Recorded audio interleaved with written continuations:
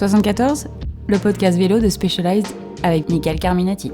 Aujourd'hui, amis cyclistes, on s'intéresse au paracyclisme et c'est un jeune athlète de 21 ans que je reçois dans ce podcast. Et pas n'importe lequel, puisque c'est le champion du monde en titre sur piste en 2023 à Glasgow. Et ce jeune champion roule en tarmac SL8. J'accueille Florian Chapeau.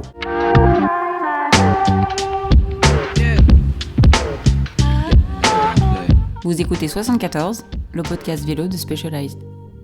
Bonjour Florian, merci d'avoir répondu à notre invitation. Bonjour à tous. Merci à vous de m'accueillir ici et avec grand plaisir de répondre à cette invitation. Florian qui est un local, on va en parler tout à l'heure, mais tu habites en haut du Revard, qui est la colline en haut d'Aix-les-Bains, au Moncel, c'est ça ? Ouais, c'est ça. Alors, c'est pas au sommet du Revard, c'est on va dire au milieu, mais ouais, c'est ça. Le Revard fait partie de la commune. Vous allez l'entendre, comme à l'habitude, on est dans un studio de luxe dans notre magasin Specialized Aix-les-Bains, Cycle Expert, qui est l'un des tauliers de ce magasin, et Sylvain Lowers. Salut Sylvain. Bonjour Mika. Merci de nous recevoir avec Antonin et puis toute l'équipe. Ici, c'est très sympa. On s'est fait une petite place. Merci à toi d'être venu. Tu nous as bien achalandé l'entrée du magasin. Et voilà, les clients ils sont contents, ils voient un peu d'animation. C'est pas mal. Florian, on va parler un petit peu du handicap. Qu'est-ce que c'est que l'hémiparasie dont tu es atteint depuis tout jeune ? Donc c'est l'hémiparasie droite, donc ça veut dire que entre guillemets j'ai tout le côté droit du corps qui est plus faible. Et du coup, moi c'est dû à un syndrome transfuseur-transfusé à la naissance qui est avec mon frère jumeau. Et donc du coup, en fait, il y en a un de nous deux qui a eu plus de sang et l'autre moins. Et du coup, ça fait péter des vaisseaux sanguins dans le cerveau. Et du coup, ça fait que j'ai tout le côté droit du corps qui est plus faible et qui reçoit moins d'informations du coup de la part du cerveau. Tu es depuis tout jeune un sportif ? C'est ça. J'ai commencé le vélo à l'âge de 5 ans. Alors au tout début, je freinais avec un seul frein. Après, on a trouvé des prototypes afin de pouvoir quand même freiner des deux roues. Mais ouais, au tout début, c'était vraiment un vieux vélo où je passe encore les vitesses en bas au cadre et tout. Et ouais, non, depuis, on a bien évolué. Est-ce que tu as adapté ton vélo ? On reviendra tout à l'heure un peu sur tes vélos. Mais juste une question, du coup, d'être moins fort du côté droit, je suppose que du coup, du côté gauche, tu as laissé ton frein avant à gauche, parce que c'est sur celui avec lequel on se sert le plus ? C'est ça, ouais. J'ai en fait, du coup, c'est même un peu différent, c'est que je freine qu'avec que le frein à gauche. Et en fait, j'ai un système de doubleur qui va gérer entre devant et derrière pour freiner. D'accord, on en reparlera tout à l'heure, on y reviendra.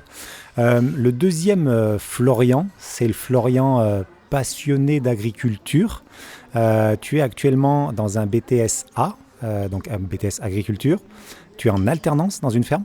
C'est ça, donc le vrai BTS, le vrai nom c'est BTS Axe, c'est en gros tout ce qui est analyse et la gestion de l'entreprise agricole. Et du coup c'est ça, je suis en apprentissage sur une ferme qui est là à la Compote en Bauges, au cœur du massif des Bauges.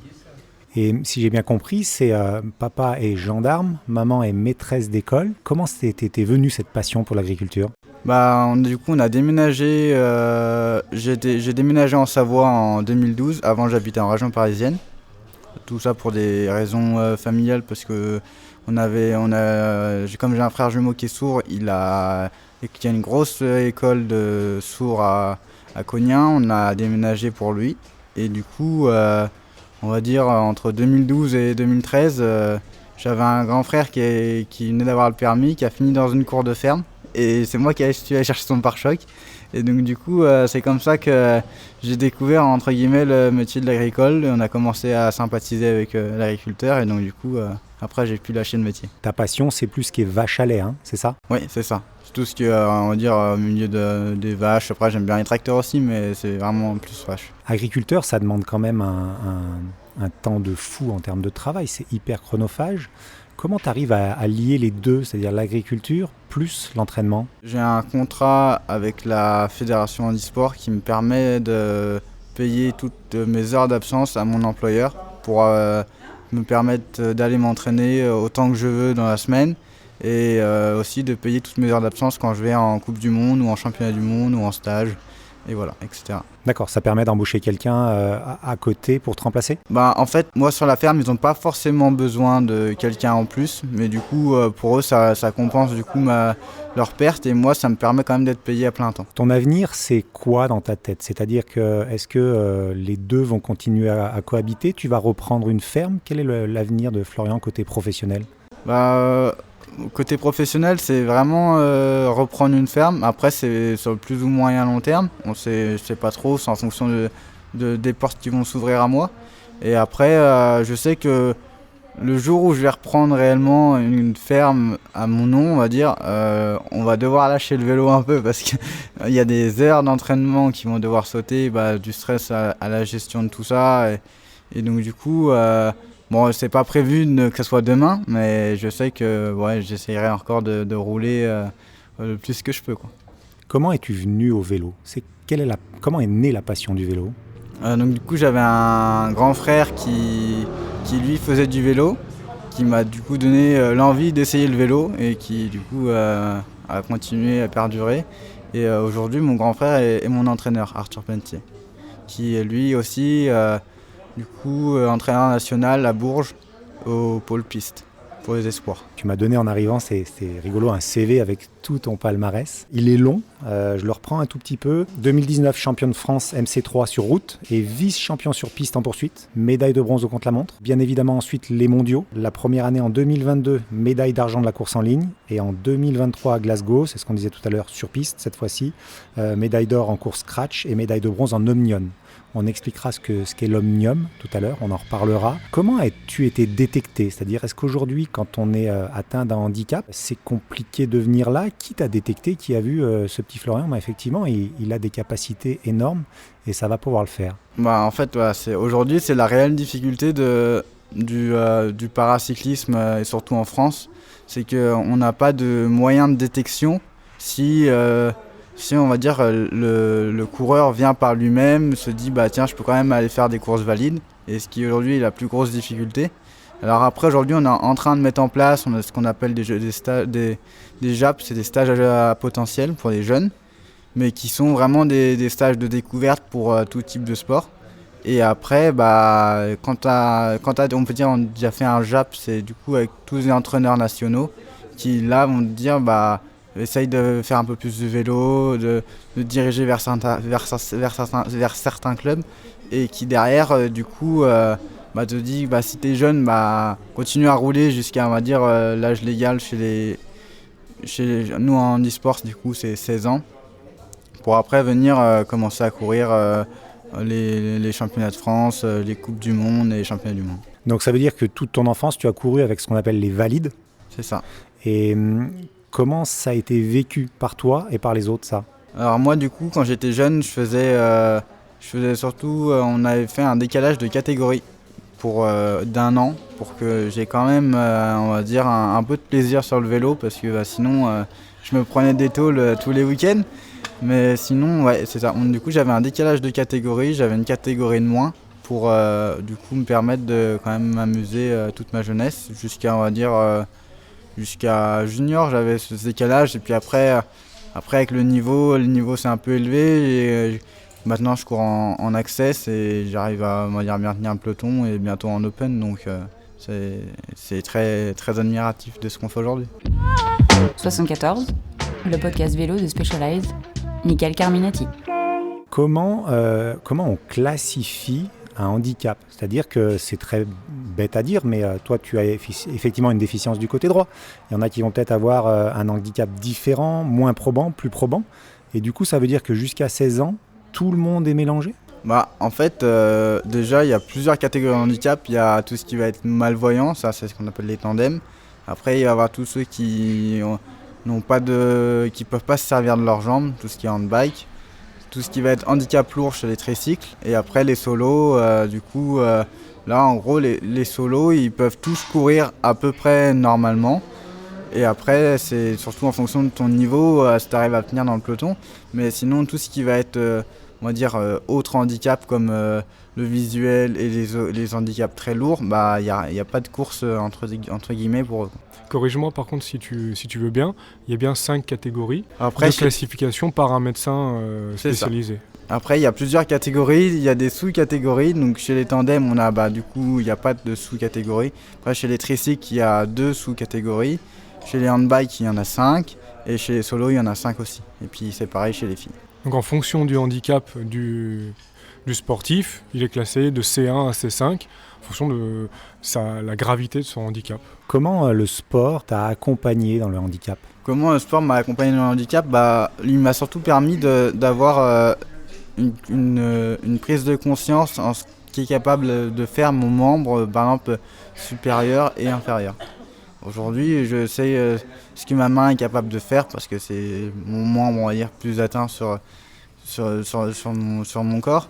Et du coup, pour ça, j'ai même fait de l'escalade pendant que j'étais au collège, qui m'a quand même permis de découvrir énormément mes capacités au niveau du membre supérieur. Puis de la détermination aussi, je pense. Si je peux parler pour toi. Oui. À rouler tout le temps, on va dire la plupart du temps avec des valides, lui, il veut suivre. Donc il force le respect par le fait que malgré son handicap, quand on est sur le vélo, ça se voit pas. Et il va jamais dire j'ai pété, non les gars, excusez-moi, mais je suis handicapé. Non, il dira jamais ça. Il va toujours s'accrocher, il va aller te faire le sprint en haut de la pancarte. Il n'y a pas de souci. Il a une détermination. Je pense que son handicap et le vélo d'une manière générale aussi, c'est un sport qui donne vraiment de la détermination. Il en faut pour le vélo pour performer. Et Florian, son handicap le rend vraiment fort finalement sur le vélo parce que dans la tête, il lâche pas. Et ça, au quotidien, je pense que ça se ressent aussi. Sylvain, comment s'est passée la rencontre avec Florian pour Antonin et toi dans le magasin ? Nous, Florian, il est venu vers nous en 2018, si je ne me trompe pas. 2018 ou 2019 peut-être. Ou peut-être l'année d'avant même. On a repris en 2018 le magasin. Donc moi je connaissais déjà avant, mais... Voilà, et du coup, nous, il est venu avec Katia, sa maman, qui est très active pour Florian, pour développer l'association qui est autour de lui, pour trouver des fonds pour ses déplacements, pour le matériel, etc. Et en fait, son projet il nous a tout de suite plu. On a vu un gamin, à l'époque c'était déjà un gamin, il est jeune, mais à l'époque c'était un gamin, il n'avait pas 18 ans, avec, et ça c'est exceptionnel, un projet de vie. Tu vois, tout à l'heure tu parlais de qu'est-ce que tu vas faire après le vélo, tu dois reprendre la ferme, mais lui, il sait déjà, malgré qu'il performait déjà dans les handicapés, qu'il n'en vivrait pas. Et il a choisi de mettre sa passion professionnelle en avant, faire des études qui allaient lui prendre du temps. Il savait qu'il n'allait pas avoir beaucoup de temps pour s'entraîner, qu'il allait faire un travail physique. Et malgré ça, il a quand même choisi, à son âge assez jeune, de faire ça. Il n'a pas dérogé. Un métier qui est demandeur en temps, comme tu l'as dit tout à l'heure Mika, qui est demandeur en énergie. Mais il n'a pas dévié, il est venu déjà avec ce projet, c'était déjà bien établi, c'était déjà clair dans sa tête. Et comme on disait tout à l'heure, il pédale, il ne se prend pas la tête, il appuie, il ne se pose pas de questions, il se fait mal. Ça représente un peu tout ce que nous on aime bien dans le vélo en fait. Nous avec Antonin on a tous les deux été coursiers, on a tous les deux fait des études en même temps qu'on courait. Et en fait, son projet de vie, il était tellement clair et précis dans sa tête que pour nous, ça ne faisait pas un pli, on ne pouvait que l'aider. D'une manière ou d'une autre, on trouverait une solution. Ouais, si j'ai bien compris, c'est devenu plus désormais un partenaire de sortie du magasin, voire même un ami, pour accompagner plus qu'un partenaire, une relation partenaire à athlète, quoi. Ah, clairement. Après, c'est le temps, le personnage qui fait ça. Mais c'est sûr que nous on a plaisir à aller rouler avec Florian, on peut échanger sur ses performances et puis c'est aussi quelque chose de vachement sympa à voir, c'est l'évolution du gamin. Aujourd'hui il a 21 ans, mais tu vois on l'a connu, il n'avait pas 18 ans et en fait on l'a vu évoluer, on l'a vu grandir, on l'a vu s'affirmer au travers du vélo. Et ça, c'est quelque chose qui est vraiment sympa à suivre. Alors, il y a le côté performance, c'est sympa aussi, tu vois, mais nous, qu'il soit champion du monde ou pas, finalement, je veux dire, c'est pas vraiment ce qui est le plus important. Nous, on soutient un jeune qui en veut, qui va s'entraîner, qui fait ses études, qui a la tête sur les épaules, qui met les choses en place pour que ça marche et qui fait les efforts et qui va chercher du partenariat et il met toutes les choses dans l'ordre pour que ça se passe bien. Et du coup, en fait, finalement, qu'il ait des résultats sportifs à la fin ou pas, pour nous, ça ne change rien. C'est vraiment plus le côté humain et le côté développement du garçon qui nous a beaucoup intéressés. Florian, la structure familiale, ta structure familiale, elle y est pour beaucoup dans tout ça. C'est-à-dire que tes parents, par exemple, ou tes frères, t'ont toujours beaucoup poussé. Tu as dit, c'est mon frère qui m'a mis au vélo. Mais les parents, ils ont toujours été là derrière pour te motiver ? Ouais, on a toujours été une famille de sportifs. Et du coup, ma mère est aussi prof de danse à côté, elle a toujours baigné dans le sport. Et mon père, de par son métier, a toujours fait de la musculation, choses comme ça. Et donc, du coup, on a toujours poussé entre guillemets, au dépassement de soi, aller chercher le maximum de soi sur toutes les courses, tous les entraînements. Et c'est ce qui m'a permis d'arriver là aujourd'hui. Et mes parents me suivent encore beaucoup en ce moment sur les Coupes du Monde pour tout ce qui va être, on va dire, entre guillemets, la logistique. La logistique du vélo, tout ça, et la préparation avant course. Et donc du coup, c'est toujours un peu on va dire une contrainte pour mes parents qui font quand même ça pas plus pour le plaisir, mais voilà, c'est vrai que pour eux, même d'à côté de leur métier, c'est quand même une charge assez lourde de se déplacer au moins pendant 2 semaines sur 2 Coupes du Monde, parce qu'après souvent les championnats du monde c'est pris en charge par l'équipe de France, donc là pour eux il y a juste besoin de m'emmener à un point A d'un point B, et après c'est tout géré par l'équipe de France. Sylvain, c'est vous qui faites les grosses préparations matérielles avant des compétitions ? Alors nous, on suit ses vélos d'ailleurs, de façon très régulière. Après, il est souvent en stage, souvent en course, donc il a aussi des mécanos avec l'équipe de France qui vont suivre l'entretien régulier du vélo. Donc nous, on s'occupe des gros check-up, du montage du vélo, des gros check-up réguliers. Après, le petit entretien, il le fait aussi souvent avec l'équipe de France, où ils ont un mécano qui est là, qui est dédié, qui passe du temps pour eux. Et ça, bravo à la fédération pour mettre ça en place aussi.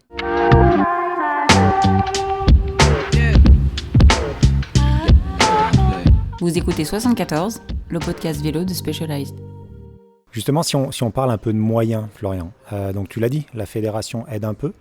Il y a dans le magasin des petites affiches sur lesquelles je suis tombé qui demandent du soutien. Ça veut dire qu'aujourd'hui, il y a besoin de moyens en permanence pour t'aider à atteindre les objectifs et à aller sur des choses comme les championnats du monde. On parlera tout à l'heure des Jeux Olympiques, mais les championnats du monde, c'est des moyens financiers surtout qui manquent aujourd'hui ? En fait, aujourd'hui, c'est surtout des moyens financiers, parce que je suis entre guillemets, on va dire, en équipe de France, mais sans l'être, parce que j'en paye une partie, parce que on va dire qu'on a 2 cellules dans la catégorie équipe de France. On a ce qu'on appelle l'élite et les seniors. Donc l'élite, c'est tout pris en charge, et les seniors, on en paye une partie à chaque fois. Et donc du coup, ça revient à des coûts qui sont assez importants. Et aujourd'hui, pour financer une saison, il faut au moins entre 20 et 25 000 euros pour financer la saison. Et dis-moi si je me trompe, parce que des fois je loupe un peu des épisodes, tu me corriges. Il y a eu un moment donné où tu aurais pu passer dans cette équipe de France élite, en étant dans le sud-ouest, si je ne me trompe pas, dans une maison en particulier. C'était pas forcément grâce à ça. En fait, l'équipe de France élite, elle te fait ça, c'est surtout par rapport à tes résultats en championnat du monde. Après, ça, c'était pareil, la petite histoire dans le sud-ouest, en fait, c'est un pôle espoir qui a été créé par quelqu'un qui est au cœur du handicap et qui aujourd'hui voulait aider ces jeunes qui n'avaient entre guillemets aucune structure pour pouvoir s'entraîner, et qui du coup a créé sa structure pour pouvoir permettre à certains jeunes de s'entraîner dans de bonnes situations, dans de bonnes conditions. Et du coup, j'avais l'occasion de pouvoir y aller, mais après c'est pas forcément... après c'était compliqué, c'était par rapport au métier que je faisais à côté aussi. Dans quoi je voulais rentrer, c'était au moment où je passais en BTS. Donc c'était vraiment une année assez charnière où c'était un peu compliqué de gérer ça. Et finalement, j'ai décidé de rester à la maison et du coup d'avoir un entraînement à distance et de les rejoindre pendant les vacances sur des périodes de stage. Tu vois, on retombe sur la détermination et la tête sur les épaules de ne pas mettre tout dans l'aspect sportif. Et on pu aller dans le sud-ouest, il n'y avait pas de ferme laitière, c'était que des fermes porcines, ça ne l'intéressait pas. Il a dit non, moi je veux travailler avec des vaches et pas avec des cochons, j'y vais pas. C'est clair, c'est net, c'est la tête sur les épaules et ça c'est quand même bien à son âge. Comment as-tu abordé cette première sélection au championnat du monde ? C'est-à-dire que lorsque tu es parti en 2022, cette deuxième place, raconte-nous un peu déjà, quand on arrive comme ça, qu'on est tout jeune et qu'on fait ses premiers championnats du monde, Est-ce qu'il y a de la pression? Alors comme dit Sylvain, j'ai l'impression que à en parler, tu as une sacrée détermination, donc je ne sais pas si c'est la pression qui te fait avancer ou au contraire le challenge. Comment tu as vécu cette première sélection? Cette première sélection, déjà, c'était entre guillemets, c'était ma deuxième année en Coupe du Monde. L'année d'avant, j'avais pas fait de performance, et cette année-là, j'avais fait troisième sur une course en ligne en Belgique. Et après, sur la deuxième Coupe du Monde qui suivait le week-end d'après, j'avais fait quatrième au chrono et j'avais gagné la course en ligne en solitaire. Et ce qui m'avait du coup permis d'être en pole position sur le classement général de la Coupe du Monde. Et donc du coup, c'est comme ça que j'ai pu aller au championnat du monde. Et donc du coup, c'était au Canada. Et le week-end d'avant les championnats du monde, on avait du coup notre troisième Coupe du Monde qui était aussi à côté, qui était à Québec. Et là, du coup, j'ai un peu, entre guillemets, géré mon avance afin de quand même garder le maillot pour du coup, le classement général de la Coupe du Monde. Et du coup, ça m'a quand même mis en confiance sur les championnats du monde. Surtout que c'était un championnat du monde avec un parcours qui était très, très dur. Et donc, du coup, il y avait deux grosses bosses, et c'est là où ça m'a permis de faire la différence dans la bosse pour pouvoir du coup aller chercher cette deuxième place. Tu avais la pancarte justement, tu étais attendu au tournant? Et justement non, l'avantage c'est que j'avais pas la pancarte parce qu'on est deux Français dans ma catégorie, et le deuxième Français ayant un niveau supérieur, lui avait la pancarte, et du coup ça m'a permis d'avoir un peu plus de liberté pour quand même aller titiller le podium. Deuxième année, cette fois-ci sur piste, donc à Glasgow l'an passé, médaille d'or en course scratch. Là c'est pareil, tu arrives comment sur ce championnat du monde là? À la base j'arrivais pour surtout préparer ce qu'on appelle la poursuite. C'est une épreuve phare pour nous, surtout la poursuite, pour on va dire la qualification pour les Jeux. Et donc du coup, c'était un moment où j'ai un peu loupé ma poursuite, et donc du coup, entre guillemets, les autres se sont pas trop occupés de moi, de se dire il est pas forcément en forme. Du coup, ils s'étaient surtout basés sur le deuxième Français qui lui fait gagner du coup tous les titres. Et du coup, ça m'a permis de pouvoir partir à 15 tours de l'arrivée avec un Espagnol. On s'est bien entendu, et puis après il a juste fallu finir le boulot au dernier tour pour aller chercher la victoire. Et ça m'a quand même remotivé, parce que c'était mon premier titre de champion du monde, et donc du coup c'était remotivant, même si derrière on savait qu'on avait encore une semaine de compétition avec la route, même si ça s'est pas passé comme je le souhaitais, mais on est quand même revenu avec un titre de champion du monde et une médaille d'argent à l'Omnium. La cohésion au sein de l'équipe de France, elle est comment? Elle est très bonne hors cadre compétition. Par contre, quand c'est en compétition, c'est chacun sa course, quoi. Après, on arrive à faire quand même des courses d'équipe. Après, sur piste, on n'a pas le droit, mais sur la route, on arrive quand même à gérer des courses d'équipe pour quand même aller chercher des points pour l'ensemble de l'équipe. Donc justement, juste expliquer, Florian, il y a cette notion d'omnium sur piste qui en plus fait partie des fameux critères de sélection olympique, puisqu'on est d'accord que le scratch ne le fait pas, c'est ça? C'est ça. Explique-nous la notion d'omnium que tout le monde ne connaît pas forcément sur piste. Donc l'omnium, c'est l'ensemble des épreuves sur piste. Pour nous, dans le cadre handisport, ça comporte 4 épreuves. Donc la poursuite, le kilomètre, le scratch et le 200 mètres lancé. Et alors que pour les valides, c'est que des courses peloton, donc ça va être élimination, course au point, scratch, tempo race. Ça dépend après de certains lieux de course, il y a un peu des courses différentes, mais sinon c'est comme ça. Tu as une préférée parmi ces disciplines? Moi j'aime beaucoup la poursuite. Parce que c'est un effort qui est court, mais avec tout à la fois de la gestion dans la compétition aussi, parce que si tu gères pas, tu finis pas la poursuite. Et donc du coup ça permet quand même d'avoir une connaissance en soi, en tes capacités, de te dire tiens, là je peux accélérer, là je vais pas accélérer parce que je sais que je vais péter. Et après on va dire ce course au scratch, c'est ce que j'aime bien aussi, mais c'est plus c'est plus d'effets de course en fonction de sur quoi tu tombes, et donc du coup c'est un peu plus aléatoire, alors que la poursuite, quand tu connais ton niveau, tu sais si tu vas gagner ou si tu veux une 5e place. Puis tu vois bien la progression aussi. D'une année sur l'autre en poursuite, les temps évoluent vachement. C'est très intéressant à suivre. Ouais, on en parlera tout à l'heure des temps, notamment sur le critère qui était en mars. Juste une petite chose, en stéréotype classique, en cyclisme en général, quand on est grimpeur, ça a l'air d'être ton cas, vu ton gabarit. Florian a le gabarit grimpeur épais comme un cap de dérailleur, comme on dit dans le jargon. Mais du coup, sur piste, tu marches aussi. Dans le handicap, on retrouve ces stéréotypes les cyclistes sur piste sont quand même très musculeux, très puissants, où ça casse justement tous ces stéréotypes. En fait, non, il y a toujours bien ces stéréotypes, mais là, en fait, ce qui fait on va dire la différence, c'est que nous, en handisport, on n'a pas de choix. C'est-à-dire que si on veut aller performer, que ça soit sur route ou sur piste, la route, c'est tout le temps un circuit plat comme la table très souvent, donc souvent c'est rouleur. Et derrière, la piste, il faut performer si tu veux un jour aller au jeu. Et donc du coup, tu es forcément obligé de te rediriger vers un autre axe que, par exemple, pour moi, la grimpe. Et tu peux lui faire confiance pour prendre un bon relais sur le plat, il n'y a pas de problème. Quel est ton volume d'entraînement ? C'est-à-dire que... Alors, déjà, donne-moi ton volume d'entraînement, puis après, on parlera de la cohésion avec l'agriculture, parce que ça ne doit pas être évident. Quel est ton volume d'entraînement ? Mon volume d'entraînement, il se trouve entre 10 et 15 heures semaine. Donc tu as dit accompagné par un coach qui est ton frère. C'est ça.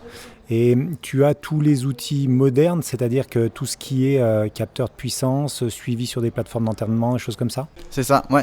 J'ai des pédales capteurs de puissance, j'ai aussi j'ai 2 jeux de pédales, j'ai aussi un boîtier de pédalier capteur de puissance. Et après, je suis sur la plateforme Nolio aussi, qui est la plateforme, on va dire, FFC aujourd'hui, qui me permet d'avoir du coup mon suivi à distance pour l'entraînement. Nolio, pour information, qui est la plateforme concurrente à Training Peaks, mais qui a été développée et créée à Grenoble, si je ne dis pas de bêtises, je crois que c'est ça. C'est ça, et c'est devenu un partenaire de la FFC et du coup de la FFH aussi, par la même occasion. Ok, parle-nous de la conciliation avec l'agriculture, parce que du coup, on enregistre ce podcast début mai. Les foins vont bientôt commencer, c'est-à-dire que, alors comme l'a dit Sylvain, je l'ai dit aussi en intro, mais c'est beaucoup de temps passé dans les champs. Comment ça se passe quand cette période arrive ? Donc du coup, on va dire que j'ai une semaine type, pour laquelle après c'est un peu modulable, mais souvent j'ai une semaine type où ça me permet de m'entraîner quasiment tous les matins, sauf le mercredi où là j'y vais l'après-midi parce que j'ai l'entraînement club. Mais sinon je m'entraîne tous les matins. Et j'ai un jour de repos dans la semaine parce qu'à la base j'avais fait le choix de faire 25 heures semaine parce que j'avais pas de contrat avec la fédération. Donc pour pas que je perde trop d'argent, j'avais quand même fait un 25 heures semaine et du coup on est resté sur la même base. Et du coup ça me permet de m'entraîner du coup tous les matins. Et après en fonction de la météo aussi je peux varier parce que je peux quand même réussir à avoir une adaptation. Si je peux rouler au soleil, ça m'arrange que de rouler sous la pluie. Donc du coup, voilà, j'ai quand même une ferme qui me permet d'avoir énormément d'adaptation sur tout ce qui va être emploi du temps. Et après, ouais, c'est beaucoup de contraintes horaires. Dès que je repars en entraînement, voilà, c'est du 14h, 20h. Donc c'est quand même, on fait déjà 6 heures, c'est quasiment une journée de travail chez les personnes, on va dire, normales. Donc oui, ça fait des gros volumes horaires. Il y a une organisation pointue tout autour de ça.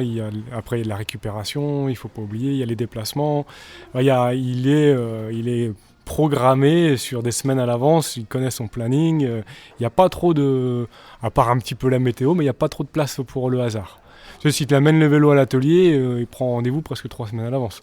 Il sait quand est-ce qu'il va être là, disponible, pas trop d'entraînement, 2 jours, il le sait. Il sait longtemps à l'avance.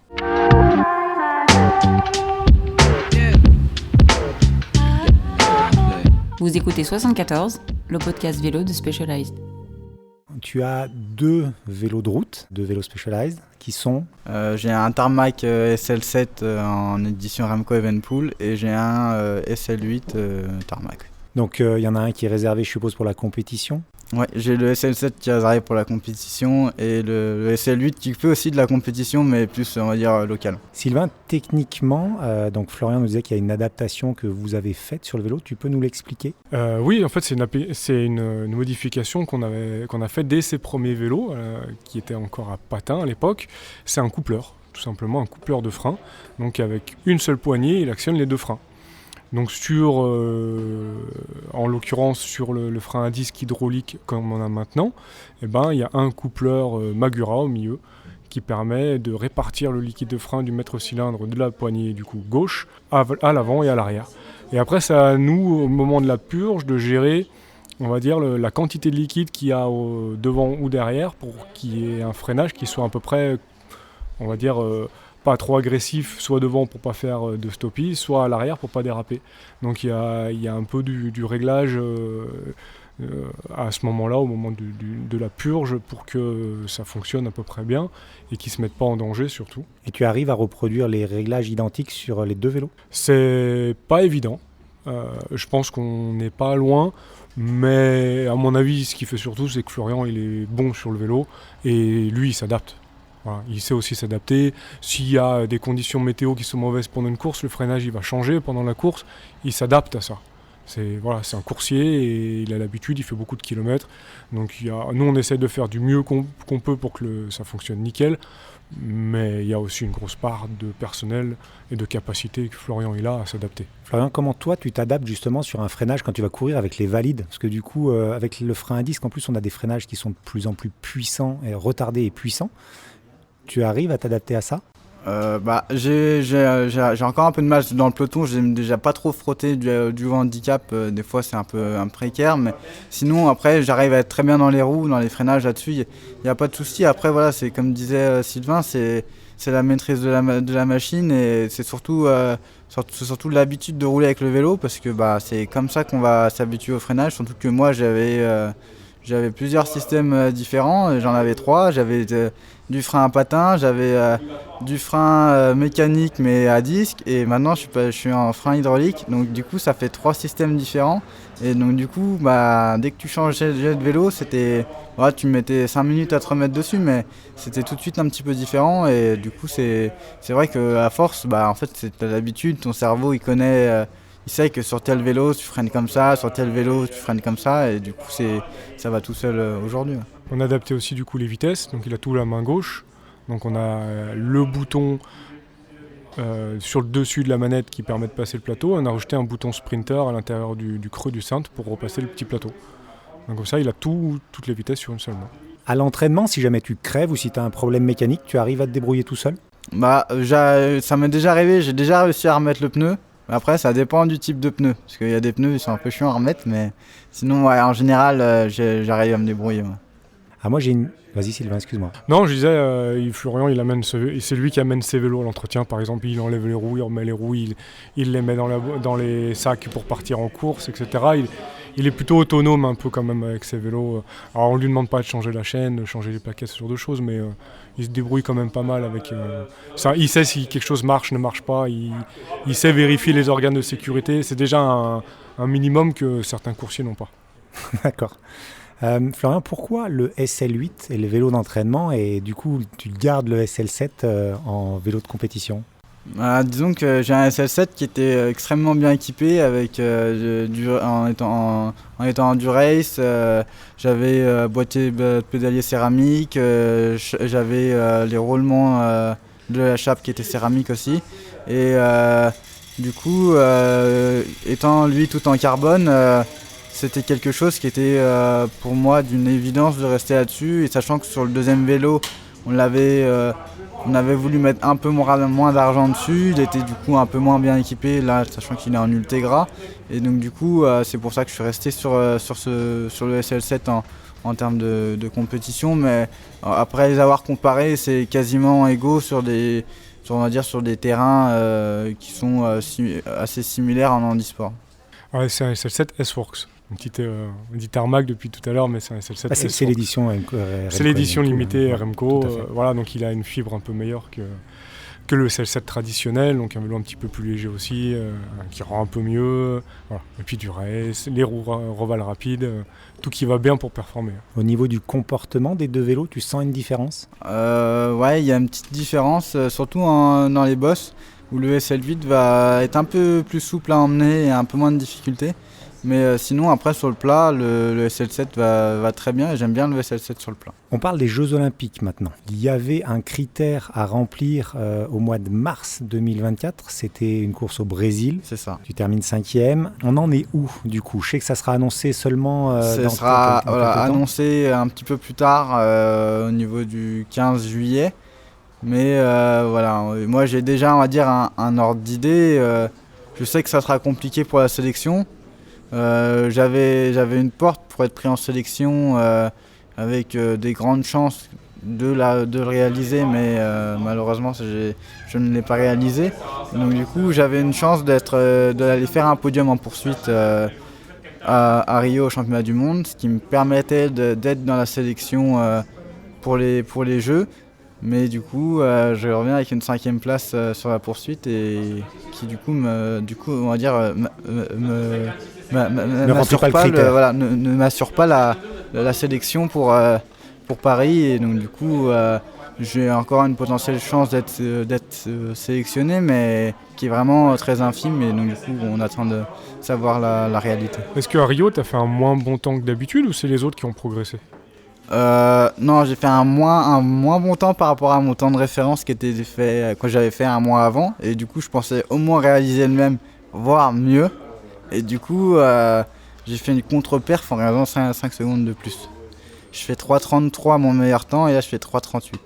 Sachant qu'en plus les conditions étaient caniculaires, c'était du 40 degrés, 45 degrés. Ouais, mais alors après le vélodrome était climatisé, on avait 27, 28 dedans, donc c'était un peu plus respirable, mais c'est surtout après ton corps il s'habitue assez vite, en 3-4 jours, tu es déjà habitué au climat et rouler dehors, pour moi ça me changeait quasiment rien que de rouler en France. C'était quoi? C'était le pic de forme qui n'était pas bon par rapport à l'entraînement? Bah après c'est un peu on va dire une analyse qu'on a aujourd'hui avec du recul, mais du coup on s'aperçoit que mon pic de forme il arrive à la fin du bloc de charge d'entraînement et d'habitude comme font souvent les sportifs, c'est-à-dire une semaine de décharge, sauf que moi là, cette semaine de décharge elle m'a fait, on va dire, rebaisser ma capacité, mon pic de forme. Et du coup, quand je suis arrivé à Rio, j'étais pas entre guillemets à 100% et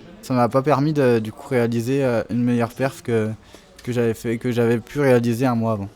Si tu ne vas pas au jeu, toi qui es très, très prévoyant, enfin très organisé, quel sera l'objectif? Est-ce que le championnat du monde rentre en ligne de mire tout de suite derrière?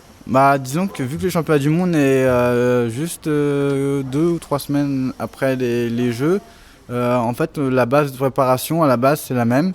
C'est juste qu'on décalera un petit peu les intensités pour arriver sur les championnats du monde et que ça soit reste toujours un objectif principal. Florian, alors comme l'a dit Sylvain, tu es hyper prévoyant, la tête sur les épaules. Cette compétition de haut niveau, tu as envie de la pousser jusqu'à quand? J'aimerais bien réaliser une Paralympiade quand même, ça serait un bel objectif. Après, je pense 2028, après 2028, ça sera compliqué parce que je vais commencer à réellement rentrer dans la vie active. Après, là, 4 ans à trouver quelque chose pour juste combler mes trous entre les entraînements, ça va le faire. Mais c'est vrai que je pense qu'après, ça va être compliqué de continuer, surtout mentalement, à se dire je continue le haut niveau. Mais après, il faut penser que derrière, tu as quand même une retraite à assumer quand tu seras plus vieux. Et qu'il y a plein de choses, il n'y a pas que le vélo et qu'il faut continuer à quand même à gagner de l'argent parce que aujourd'hui le nerf de la guerre c'est l'argent. Et puis le rythme de vie, il faut le tenir aussi plusieurs années.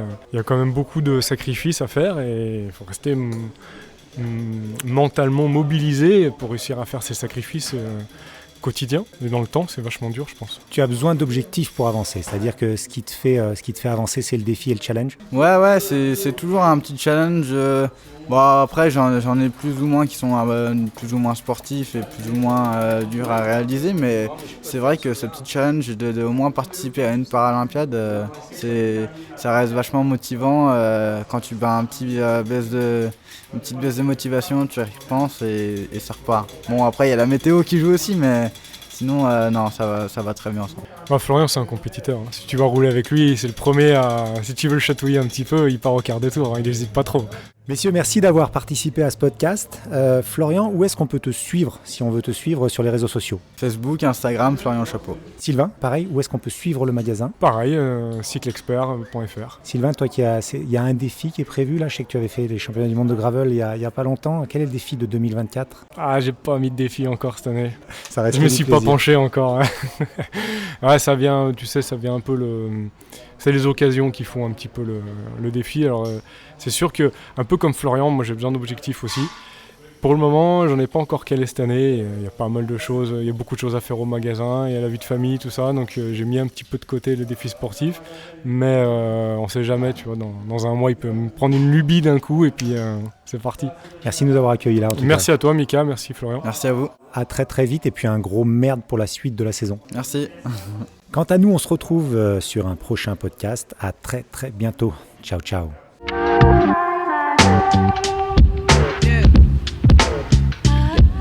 Découvrez l'univers Specialized sur www.specialized.com.